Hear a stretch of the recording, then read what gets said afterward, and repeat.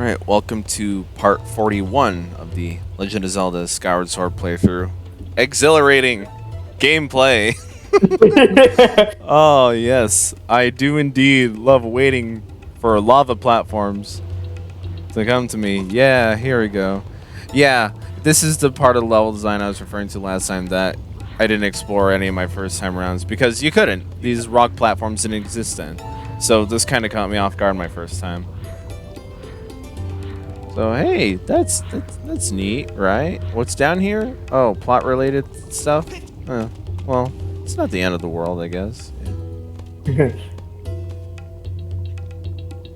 Oh, are we gonna have to wait for another one? Yeah. And you have to time it precise because you use the bombs to knock down the tower, and so it's it's a little clunky trying to jump and do it like that without having the bomb explode or you landing in the lava as well, because you know Link does the auto jump. So yeah, if you approach any of the platforms there at the wrong angle, you could go in the lava.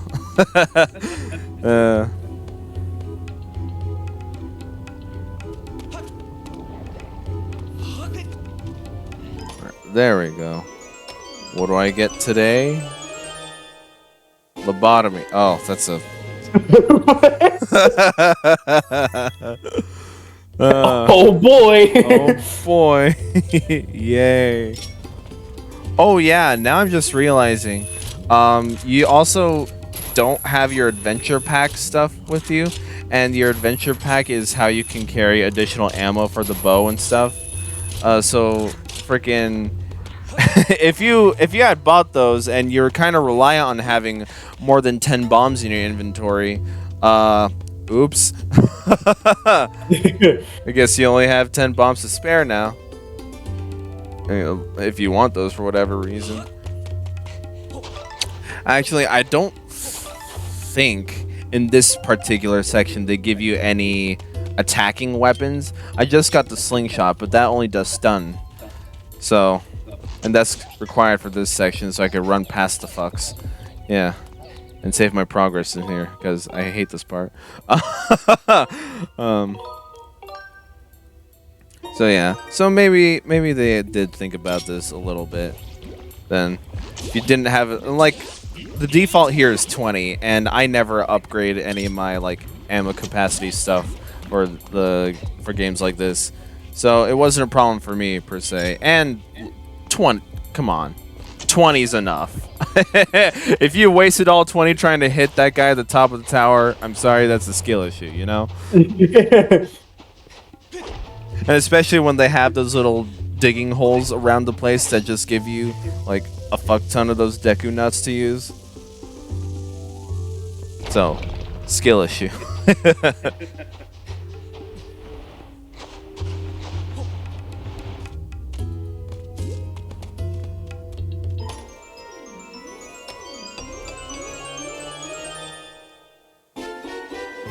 Oh, a feather or something useless. That'd be funny. A single rupee. Rupee. Okay, now they give you the bombs. I've never actually tried using the bombs, you know, to like kill one of those enemies down there, because I don't know if I necessarily want to in a stealth section like this. Because again, you don't know exactly what's going to trigger the attention of the enemies. So maybe the lit fuse of a bomb coming at them like a bowling ball, that might get their attention. Maybe. I honestly don't know. I never tried because I never cared. Thankfully, in this this recording here, I never got caught by the enemies because I'm a gamer.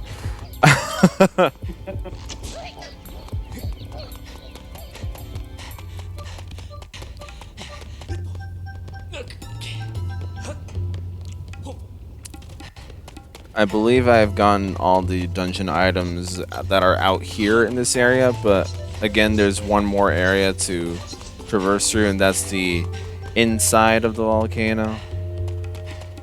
So yeah, this room, also known as the hot. Oh, hey, they didn't take our earrings. That's something, right? Yeah. Yeah. It's like, we'll take everything off him. Leave those earrings on. You might need it for plot progression later. I mean, what? Yeah. Oh, hey, look at that.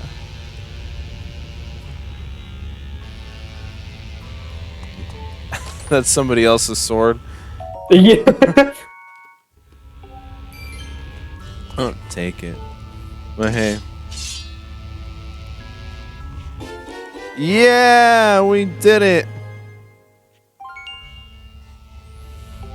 So on the original Wii version, or in the motion control, that if you do the nunchuck motion controls, you actively have to like turn the Wii remote upside down, like have the pointer facing toward the floor, like hold A and then pull it up, and then flip the Wii remote right side up. So like that's kind of funny. it is, yeah. It's for that, and also the very first time you pull that sword out of the stone, all the way back in the beginning of the game. Yeah. Yeah. So that's fun. They don't make you do that for when you're stabbing it into the ground. A few times the game makes you do that. Oh, I don't have any bottles.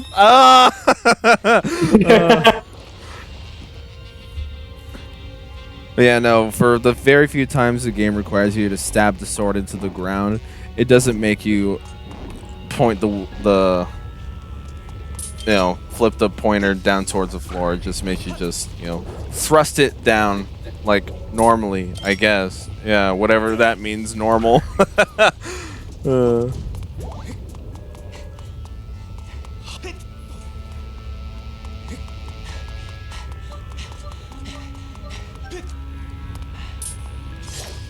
What's over here? Oh yeah, the rest of my stuff. Haha, that might be useful, right? Oh yeah. Very precise platforming there. So you have to, because that platform will just spawn wherever the teardrop lands. So you have to make sure that teardrop lands like dead center of that lava flow.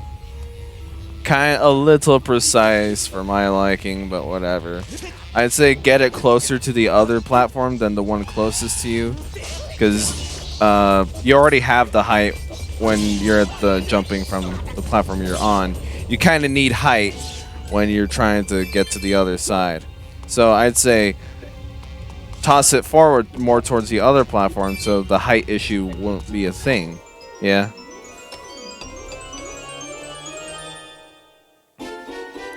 Yay, the rest of my shit. We did it. We got the rest of my stuff. Don't forget to re-equip the shield. Oh, Jesus. I sometimes do that for shits and giggles. Do a spin attack in between some bombs. I thought I was about to do that right there. For the funny. For the funny. It's for the meme. This shit's boring as fuck.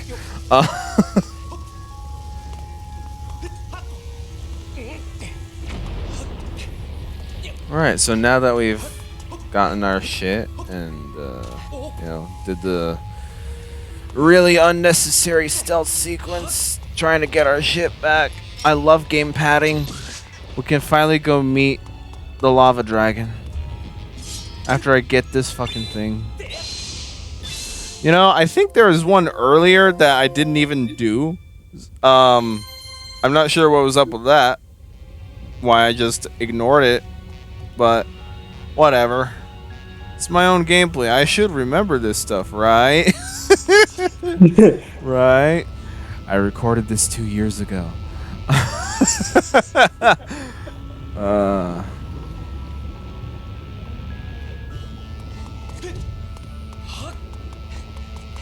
Alright. So this room is inaccessible our first couple visits here. So because you could only get to those lava platforms that I was just riding on weren't actually there the first time around.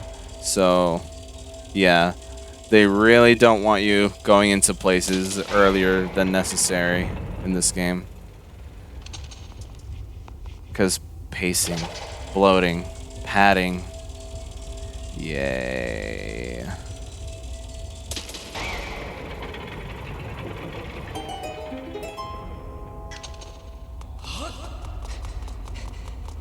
Alright, time to meet the lava dragon.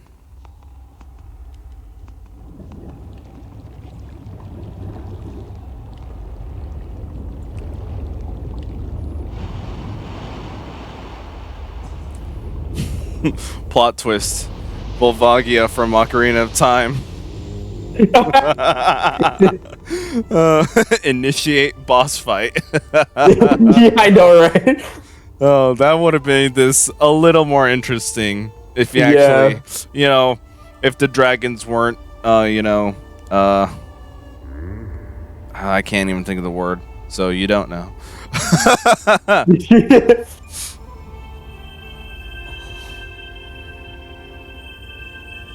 It starts with the B. It's not benefactor. No. Benevolent, I think, is the word I'm looking for. If the dragons weren't benevolent, you know, fuck, what's the other word? This shit is boring as fuck. Benevolent deities. If the dragons weren't benevolent deities, this would make this a whole lot more interesting. Like extra boss fights. Like, and this game has already proven it can do extra boss fights outside of dungeons. So, and that's wouldn't be anything special by Skyward Sword standards, yeah. So, just go the full mile. Have the dragons be evil.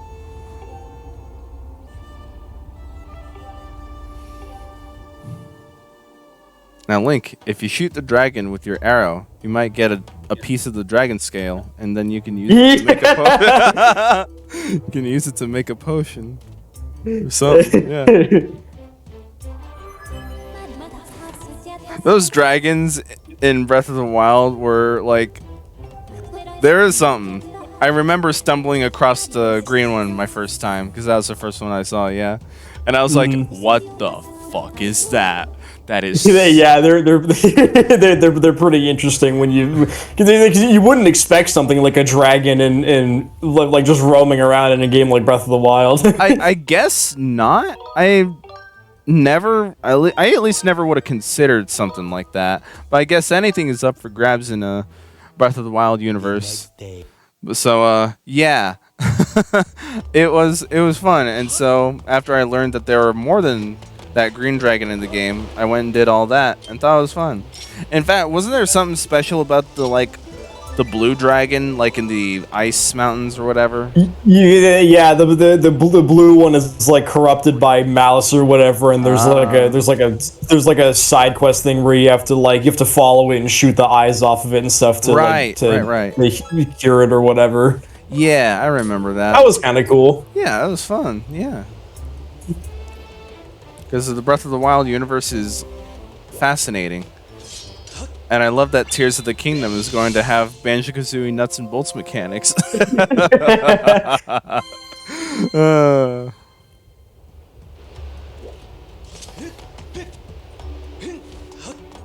Yeah, with the Breath of the Wild. Yeah. I was gonna say I saw something the other day that was about how. Oh, let me find it again, because I guess there was like a representative of Nintendo that was kind of talking about Tears of the Kingdom a little bit, and kind of giving a little as to why Tears of the Kingdom is gonna be $70. Oh yeah. Where the hell was it?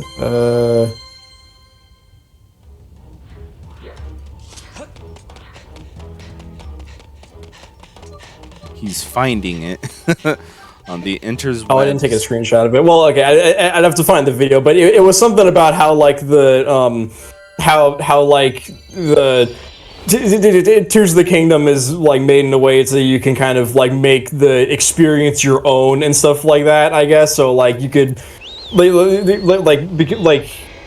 you could play the game and have a different experience from somebody else and stuff, and so like it can kind of like you can kind of shape it to be the way you want. And that's kind of why it's a bit more expensive, because there's like a lot more like freedom of what you can do in it, I guess, or something.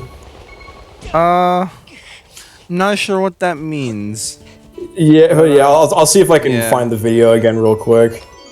This video's outdated as shit. Yeah, I know, right? I know, right? Because, for all intents and purposes, again, video is not out. Though, rather, the video is out after Tears of the Kingdom. We're recording the voiceover beforehand. So, Yeah, technically when this video comes out, hasn't the game already been out for a little bit? oh yeah, like, probably a month at least. Yeah. I don't even know. But, you know, it's just fascinating. It's a form of time travel, if you will.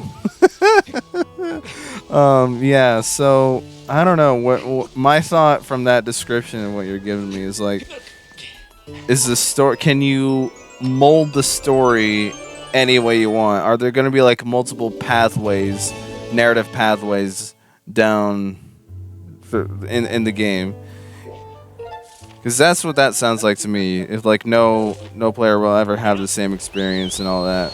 So that kind of makes me feel like there's going to be like multiple choice narrative decisions or whatever. Maybe. I don't know though. This video's outdated.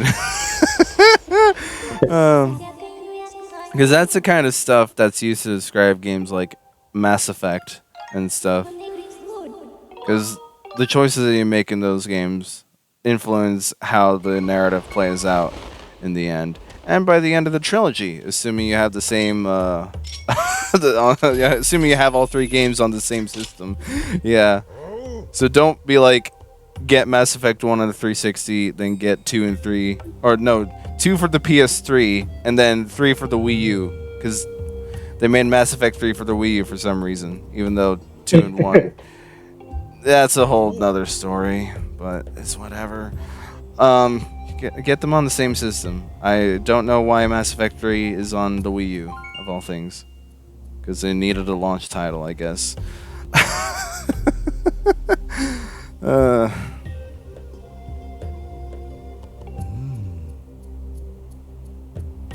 Okay, so the next dragon I decide to go to is the Thunder Dragon, the Desert Dragon, whatever. And so, his form of a gimmicky sequence is an obstacle course. We haven't met him yet. Oh, it's not just an obstacle course. I should say that. It's an obstacle course and a really, really, really obtuse puzzle. Oh, yeah. Really. Just like, whoever designed this part of the game, whoever thought this part of the game would be fun, was wrong.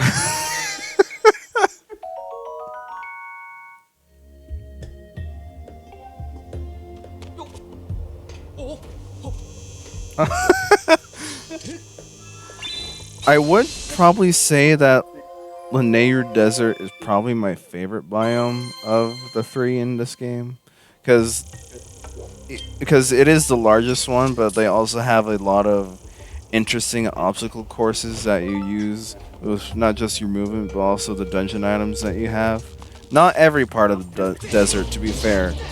That like the area you explore in the first part is kind of bland, just for the sake of, you know, being the first time that you visit there, and so you're just in that circular arena with the quicksand, trying to figure out which ones not to, which sands not to be in and which ones not to be in. Yeah, but that can kind of get repetitive after a while. But the obstacle courses, they're fun. I just wish that they were in something like a dungeon to make it a little more interesting, because the obstacle courses are legitimately fun, but they're just so out of place. You remember that minecart sequence? Yeah, I kind of remember that. Yeah. Why was that not in a dungeon? Like, real. And the only, like, literally by the end of the minecart sequence, the little dude said, "Oh yeah, we just did all that for no reason."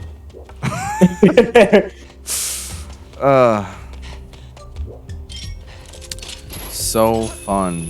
Yeah.